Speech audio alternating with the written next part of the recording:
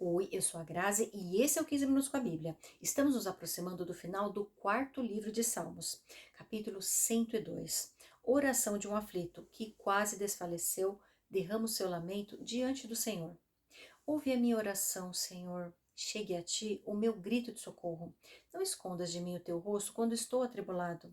Inclina para mim os teus ouvidos quando eu clamar. Responde-me depressa. E esvai-se os meus dias como fumaça. Meus ossos queimam como brasas vivas. Como a relva ressequida está o meu coração. Esqueço até de comer. De tanto gemer, estou reduzido a pele e osso. Sou como a coruja do deserto, como uma coruja entre as ruínas. Não consigo dormir, pareço um pássaro solitário no telhado. Os meus inimigos zombam de mim o tempo todo. Os que me insultam usam meu nome para lançar maldições. Cinzas são a minha comida, e com lágrimas misturo o que eu bebo. Por causa da tua indignação e da tua ira, pois me rejeitaste e me expulsaste para longe de ti. Meus dias são como sombras crescentes, sou como a relva que vai murchando. Tu, porém, Senhor, no trono reinarás para sempre, o teu nome será lembrado de geração em geração. Tu te levantarás e terás misericórdia de Sião, pois é hora de lhe mostrares compaixão. O tempo certo é chegado, pois as suas pedras são amadas pelos teus servos. As suas ruínas os enchem de compaixão.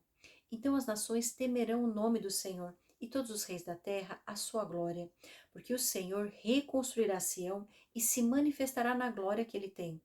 Responderá à oração dos desamparados, as suas súplicas não desprezará. Escreva-se isto para as futuras gerações, e um povo que ainda será criado louvará o Senhor, proclamando: o seu santuário nas alturas o Senhor olhou, dos céus observou a terra, para ouvir os gemidos dos prisioneiros e libertar os condenados à morte. Assim o nome do Senhor será anunciado em Sião e o seu louvor em Jerusalém, quando os povos e os reinos se reunirem para adorar o Senhor. No meio da minha vida, ele me abateu com sua força. Abreviou os meus dias. Então pedi: ó meu Deus, não me leves no meio dos meus dias. Os teus dias duram por todas as gerações. No princípio firmaste os fundamentos da terra, e os céus são obra das suas mãos. Eles perecerão, mas tu permanecerás. Envelhecerão como vestimentas, como roupas, tu os trocarás e serão jogados fora. Mas tu permaneces o mesmo, e os teus dias jamais terão fim. Os filhos dos teus servos terão uma habitação, os seus descendentes serão estabelecidos na tua presença. Confesso que não consigo deduzir qual seria a aflição pela qual esse homem estava passando. Talvez estivesse doente ou preso. Ele clama a Deus, mas não deixa claro o que precisa. Chega a mencionar inimigos que zombam dele, mas não declara o que necessita. Esse salmo me fez lembrar de quando a Bíblia nos ensina que não recebemos porque não pedimos. Parece que esse homem aflito nem sabe do que realmente precisa. Capítulo 103, Davídico. Bendiga o Senhor a minha alma, bendiga o Senhor todo o meu ser, bendiga o Senhor a minha alma.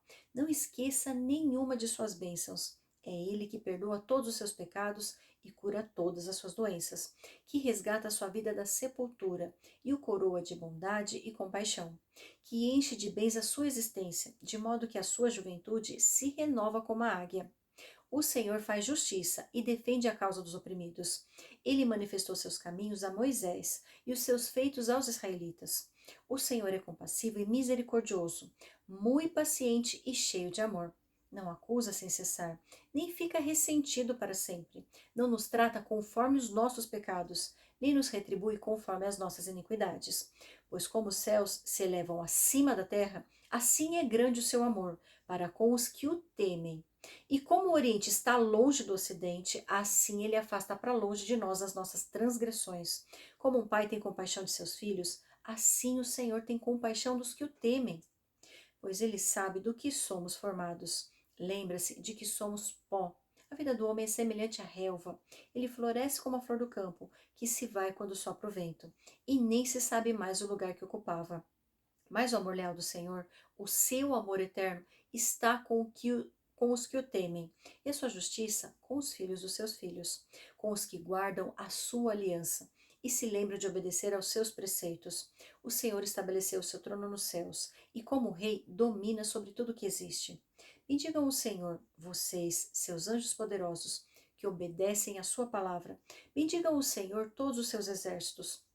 Você e seus servos, que cumprem a sua vontade, bendigam o Senhor todas as suas obras, em todos os lugares do seu domínio. Bendigam o Senhor, a minha alma. Se eu pudesse classificar, diria que esse é um salmo de reconhecimento e gratidão. Se tem uma coisa que admiro em Davi, é sua capacidade de reconhecer que tudo que conquistou foi devido à ação poderosa do Senhor. Esse é um pensamento que trago sempre comigo. Tudo que acontece, tudo que somos e possuímos, na verdade devemos ao Senhor. Não se trata de mérito próprio, mas sim da infinita bondade de Deus em nos conceder recursos e capacidades que nos levam a conquistas nesse mundo material. Creio que esse salmo pode ser tomado periodicamente como remédio contra o orgulho, arrogância e prepotência. Sempre que cairmos na tentação de nos vangloriar por qualquer coisa que seja, precisamos reler esse salmo em atitude de humilhação e recitá-lo em alta voz até que o orgulho se dissipe completamente.